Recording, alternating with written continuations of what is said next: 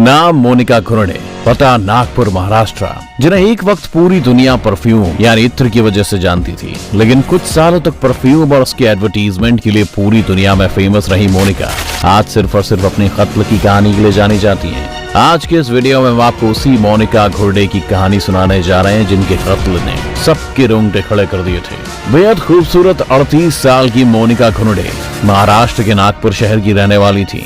मोनिका के पिता एक रिटायर्ड जज थे। मोनिका की जिस वजह से उन्होंने अपना कॉलेज मुंबई से खत्म किया था, मोनिका को शुरू से ही फोटोग्राफी का शौक था। इसी वजह से मोनिका जमाने की भीड़ में खोने के बजाय कुछ अलग हटकर करने के लिए बचपन से ही उतावली थी। फोटोग्राफी के अलावा उन्हें देशी विदेशी कीमती और एक से बढ़कर एक बेहतरीन खुशबू वाले परफ्यूम्स का इस्तेमाल का भी शौक छोटी उम्र से ही लग चुका था। मुंबई की college J institute of allied art से मोनिका ने फोटोग्राफी में डिग्री कोर्स पूरा किया। फोटोग्राफी की पढ़ाई के खत्म होते होते मोनिका ने इत्रों के बारे में काफी कुछ नॉलेज हासिल कर ली थी।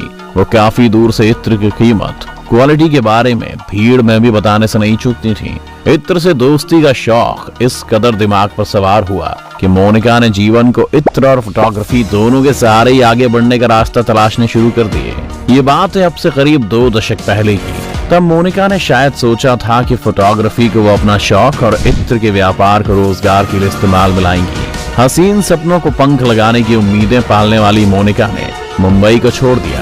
बेंगलुरु पहुंचने के कुछ समय बाद ही मोनिका ने पेशे से फोटोग्राफर दोस्त से शादी कर ली। ये बात है साल 2004 की। शादी के कुछ दिनों बाद ही दोनों को लगा कि शायद उन्होंने रहने के लिए बेंगलुरु को गलत चुन लिया है। लिहाजा दोनों मोनिका घुरणे और उनके पति साल 2009 में बेंगलुरु को छोड़कर रहने के लिए चेन्नई चले गए। ये बात अलग है कि मोनिका और उनके पति का दिल चेन्नई में ज्यादा वक्त नहीं लगा। उसके बाद साल 2011 में उन दोनों ने नया ठिकाना बनाया गोवा में। गोवा में जब मियां बीवी की जिंदगी की गाड़ी पटरी पर आने लगी तो मोनिका ने फोटोग्राफी और इत्र के व्यापार को भी ऊंचाइयां देनी शुरू कर दी।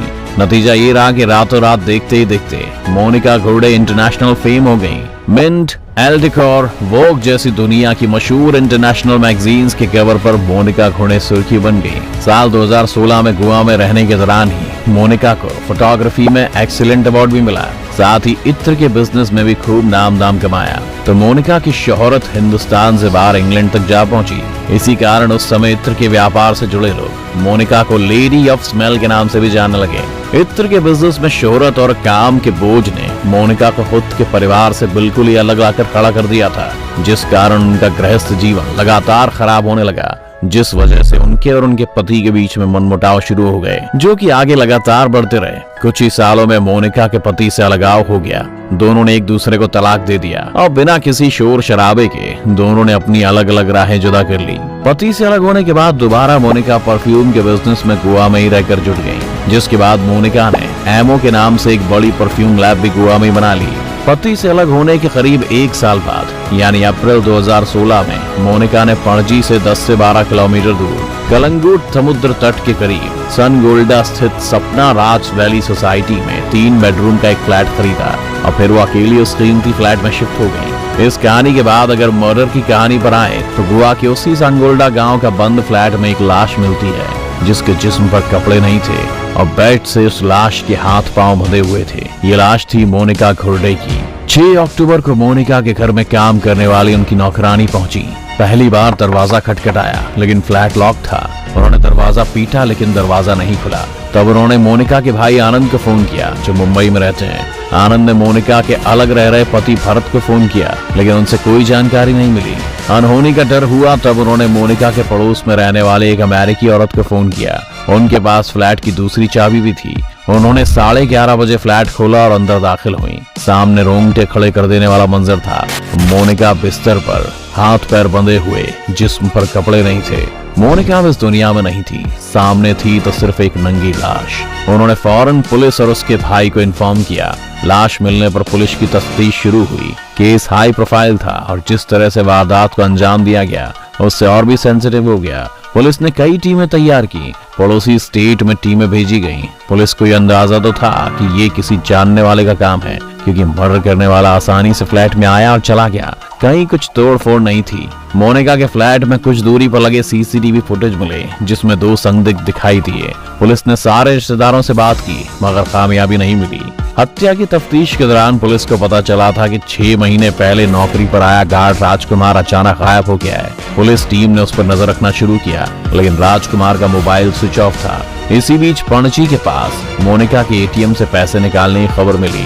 एटीएम के सीसीटीवी फुटेज में फरार गार्ड की फोटो से मिलान किया गया तो दोनों तस्वीरें मैच हो गईं।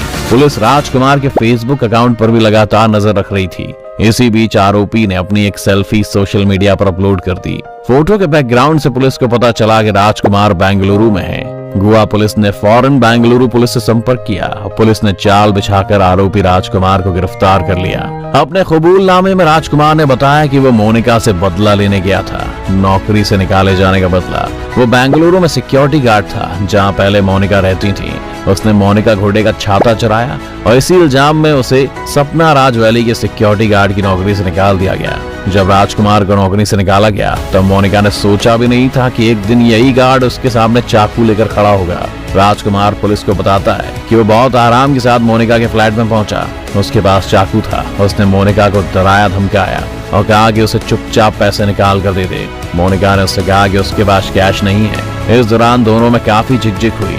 मोनिका इतना डर गई कि उसने फौरन अपना एटीएम डेबिट कार्ड निकाल कर दिया और पिन नंबर भी बता दिया और कहा कि वो इससे पैसे निकाल ले।